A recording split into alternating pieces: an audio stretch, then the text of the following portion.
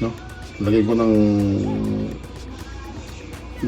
seasoning at subukan natin gamitin at ilagay sa rotisserie. Okay?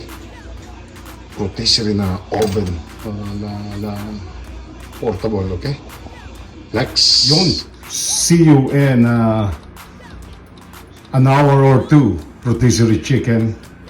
Yes! Tingnan natin sa final.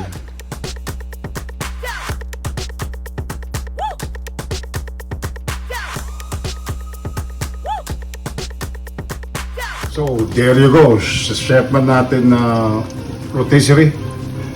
There you go. Labas na lahat ang mga buto, right? Merry Christmas sa inyong lahat. At ayan, ang ating, ayan na. Rotisserie. O roast na chicken. Love you guys all. See you guys next. Sarap nito. Tara, kain ng blues.